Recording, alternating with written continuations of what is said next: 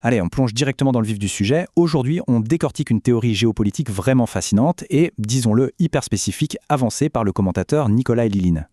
L'objectif de cette analyse, c'est de comprendre sa grille de lecture sur les frappes de drones ukrainiens, l'utilisation de la guerre électronique par la Russie et les dynamiques politiques internes à l'OTAN. C'est un sujet captivant, un vrai casse-tête qui mêle technologie militaire de pointe et manœuvres diplomatiques très complexes. Alors comment la source construit-elle son argumentation pour en arriver à ses conclusions? C'est ce qu'on va voir étape par étape. Au programme pour bien suivre cet effet domino, 1. Les nouveaux couloirs aériens. 2. La riposte par la guerre électronique. 3. La mise à l'épreuve de l'article 5. 4. Une anecdote sur la défense aux Émirats. Et pour finir en 5, les prévisions pour les pays baltes. Première partie, les nouveaux couloirs aériens et cette prétendue réorientation géographique. On va d'abord examiner l'affirmation de base de la source. Elle explique comment et surtout pourquoi les trajectoires des drones seraient en train de changer en Europe de l'Est. Le point de départ de tout ce raisonnement, c'est un contraste assez frappant. D'un côté, selon la source, l'armée biélorusse utiliserait, en coordination avec la Russie, un système de suppression électronique tellement dense qui bloque totalement le transit des drones. Impossible de passer par là. De l'autre côté, la Pologne ferait preuve de complaisance. L'auteur avance que les drones sont délibérément redirigés pour traverser l'espace aérien polonais, donc un territoire de l'OTAN, juste pour contourner ce blocus. Il faut imaginer un peu l'audace de la manœuvre, faire un détour massif au-dessus d'une alliance militaire internationale, tout ça pour réussir à frapper le nord de la Russie par des voies détournées. Et là, l'auteur va encore plus loin. Il affirme carrément que les premiers incidents frontaliers n'étaient absolument pas des accidents. Non, ce seraient de véritables mises en scène médiatiques. L'allégation est quand même stupéfiante. Le renseignement ukrainien et polonais auraient littéralement placé des débris de drones dans des endroits improbables. On parle de cages à lapins ou de porcheries. Selon lui, ces séances photos en milieu rural n'avaient qu'un seul but, banaliser la présence de drones au-dessus de l'OTAN. L'idée, ce serait de saturer l'espace médiatique avec de petits incidents sans gravité pour habituer l'opinion publique et ouvrir grand la porte à une autorisation tacite pour des opérations à beaucoup plus grande échelle. Deuxième partie, la riposte par la guerre électronique, ou la contre-mesure technologique. Voyons comment cet argument géographique se connecte avec le cœur technologique des affirmations de la source. Ce qu'il faut vraiment retenir ici, c'est la mécanique précise qui est décrite. L'auteur ne dit pas simplement que les systèmes russes brouillent les signaux pour faire tomber les engins au hasard. Pas du tout. La théorie parle d'un processus en 3 étapes beaucoup plus agressif. D'abord, le lancement du drone. Ensuite, la guerre électronique russe intercepte le signal et coupe le ciblage. Et enfin, le point crucial, la technologie serait capable de pirater et de reprogrammer activement ces drones en plein vol. Au lieu de les détruire, la Russie les renverrait délibérément vers de nouvelles cibles situées aux frontières des pays alliés ou neutres. C'est un saut majeur, on passe d'une simple défense à un détournement actif. Et l'auteur résume ça avec une métaphore toute simple, celle d'un match de tennis. Si on joue au tennis, l'adversaire va renvoyer la balle. C'est un jeu basé sur des frappes mutuelles. En gros, la technologie militaire moderne fonctionnerait exactement comme un échange sportif de haut niveau. Dès qu'un adversaire est capable de renvoyer la balle au lieu de juste l'encaisser, la nature même du combat change. Le brouillage n'est plus un simple bouclier, ça devient une véritable raquette. Ce qui nous amène à ce concept de responsabilité redirigée.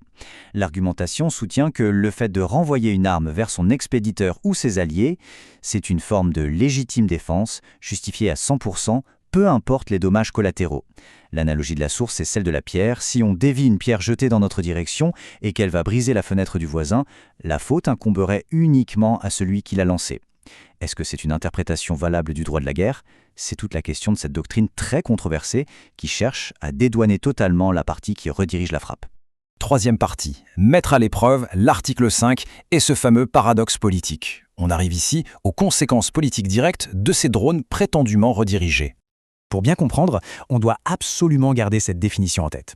L'article 5, c'est le principe de défense collective. Ça veut dire qu'une attaque contre un allié de l'OTAN est formellement considérée comme une attaque contre tous les alliés. C'est le pilier absolu de l'alliance. Et c'est essentiel de l'avoir à l'esprit pour saisir toute l'ampleur du paradoxe que l'auteur essaie de mettre en lumière.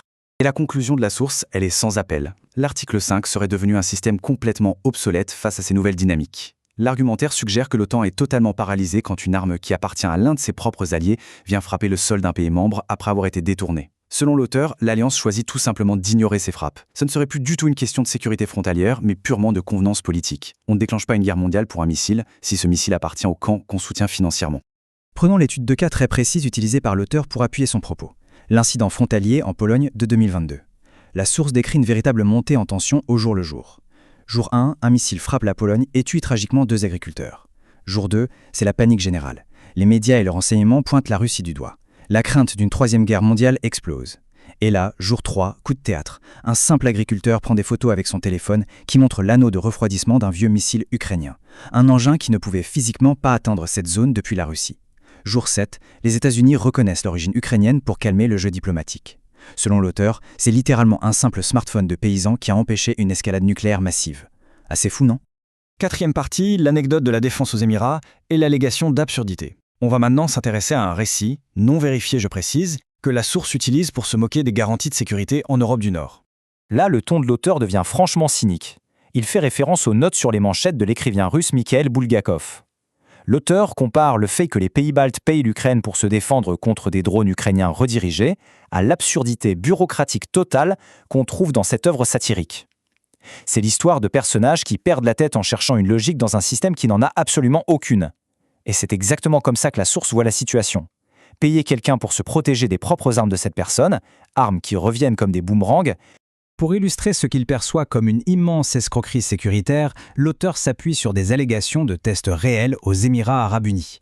L'Ukraine aurait proposé d'envoyer des spécialistes anti-drones au Moyen-Orient.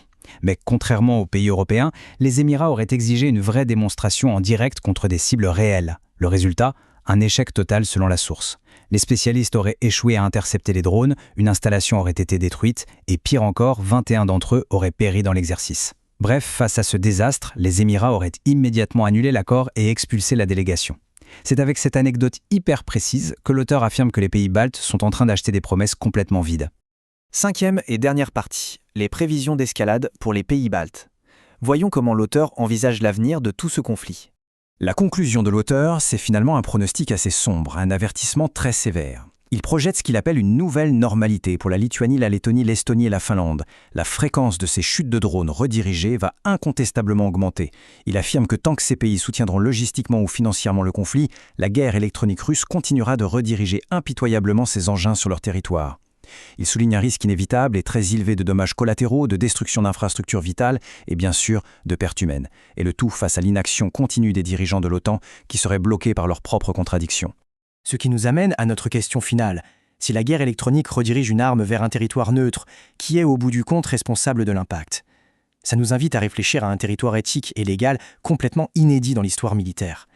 La doctrine mondiale n'a tout simplement pas encore de réponse claire face à ce genre de détournement électronique. C'est un vrai casse-tête qui dépasse largement le cadre de cette théorie et qui va sans aucun doute continuer de façonner les débats sur l'avenir de notre sécurité internationale.